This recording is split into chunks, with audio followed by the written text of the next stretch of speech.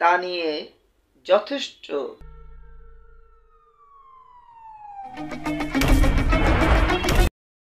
কারা কিভাবে কতটা আন্তরিকতার সাথে এগিয়ে নেওয়ার চেষ্টা করছে তা নিয়ে যথেষ্ট রহস্য তৈরি হয়েছে। প্রিয় বন্ধুরা, সবাইকে আসসালামু আলাইকুম। বাংলাদেশ স্বাধীনতার 52 বছরে এসে দাঁড়িয়েছে।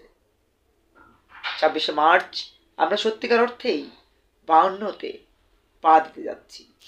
ছাত্র যুব জনতার রাজনৈতিক মেলবন্ধন নতুন ধারা বাংলাদেশ এনডিবির পক্ষ থেকে কৃতজ্ঞতা, ভালোবাসা, শ্রদ্ধা জানাচ্ছি আপনাদের সবার প্রতি, যারা তিল তিল করে গড়ে তোলা লোভমোহহীন নতুন ধারা বাংলাদেশ এনডিবির পতাকা তলে সম্পৃক্ত হচ্ছেন, যারা রাজনীতিকে পরিবারতন্ত্র, স্বৈরতন্ত্র, ভিসিতন্ত্র, ভিপিতন্ত্র, পিএইচডি তন্ত্র অথবা উত্তরাধিকার তন্ত্রের বাইরে নিয়ে আসতে চান, যারা চান নীতি, আদর্শ, সততায় এগিয়ে যাক আমার মাতৃভূমি, আমাদের লাল সবুজের পতাকা।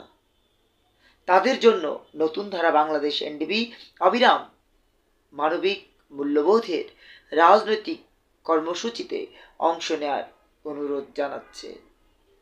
একই সাথে দেশ, সমাজ, জাতিকে গড়ার জন্য ধূমপান মুক্ত, মাদক মুক্ত, অপরাধ দুর্নীতি মুক্ত, ধর্মান্ধতা মুক্ত, স্বাধীনতার ব্যবসা মুক্ত একটি সমৃদ্ধ দেশ গড়ার প্রত্যয় নিয়ে এগিয়ে চলার শপথ আমাদেরকে নেয়ার আহ্বান জানাচ্ছে ছাত্র যুব জনতার রাজনৈতিক মেলবন্ধন নতুন ধারা বাংলাদেশ এনডিবি।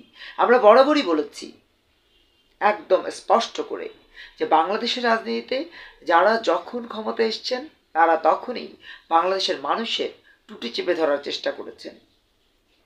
আমি গতকাল এটিএন বাংলার টক শোতে যে কথাটি বলেছি সেই কথাটির সূত্রতায় বলতে চাই, বাংলাদেশ কখনোই কোনো বিধিমালা মেনে চলতে পারেনি, কারণ ক্ষমতা, এই ক্ষমতাবাজরা যখন যেভাবে আসতে পেরেছে তখন সেভাবেই নিজেদের আখের গোছানোর চেষ্টা করেছে। বৈধ উপায়ে ক্ষমতা এসছে, অবৈধ উপায়ে ক্ষমতা এসছে, যেভাবেই এসছে, যারা এসছে তাদের মধ্যেই কেবলমাত্র লোভ ছিল, মোহ ছিল, ক্ষমতার দম্ভ ছিল, ধর্মান্ধতা ছিল, স্বাধীনতার ব্যবসা ছিল। এখন প্রশ্ন আসতে পারে, আপনারা কি এমন করবেন যাতে করে এর বাইরে বেরিয়ে আসতে পারবেন? আমরা এই কারণেই এর বাইরে আসতে পারবো যে কোরআন বলেন, হাদিস বলেন, ইজমা, কিয়াস, ফিকা বলেন, প্রতিটি ধর্মীয় অনুশাসনের জায়গাতে স্পষ্ট করে বলে দেওয়া আছে ধর্ম নিয়ে বাড়াবাড়ি করা যাবে না। অর্থাৎ সে 1400 বছর আগের হযরত মুহাম্মদ সাল্লাল্লাহু আলাইহি সাল্লামের যে জীবন আচরণ সেটিকে লালন করতে হবে। সেটিকে লালন করতে গিয়ে যদি আপনি ধর্মান্ধতার কবলে পড়ে যান সেক্ষেত্রেই আপনি হারিয়ে যাবেন অন্ধকারের অতল গহ্বরে।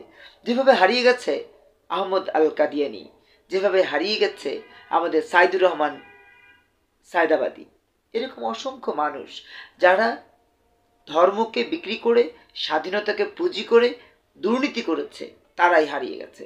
আবার রাজনৈতিকভাবে অনেকে হারিয়ে গেছেন। আমরা বলতে চাই, ক্ষমতা নীতি আদর্শের মধ্য দিয়ে যদি কেউ অর্জন করে সে কখনোই দ্রব্যমূল্য বৃদ্ধির পক্ষে কথা বলতে পারে না, গ্যাস, বিদ্যুৎ, তেলের দাম বাড়াতে পারে না।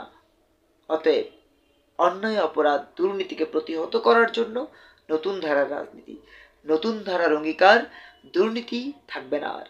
আমরা মাদকের বিরুদ্ধে কথা বলছি, আমরা ধূমপানের বিরুদ্ধে কথা বলছি, আমরা দ্রব্যমূল্য বৃদ্ধির কথা বলছি, আমরা দাড়ি, টুপি, পাঞ্জাবি নিয়ে ব্যবসা বন্ধের কথা বলছি, আমরা স্বাধীনতার যে ব্যবসা সেটিও বন্ধের দাবি জানাচ্ছি। আমরা মনে করি রাজনীতি হবে সততা, নীতি, আদর্শের সাথে। আসুন সবাই সকল রকমের অন্যায়, অপরাধ থেকে নিজেদেরকে যতদূর সম্ভব বাঁচিয়ে রেখে এগিয়ে চলি লোভমোহহীন নতুন ধারার রাজনীতির সাথে।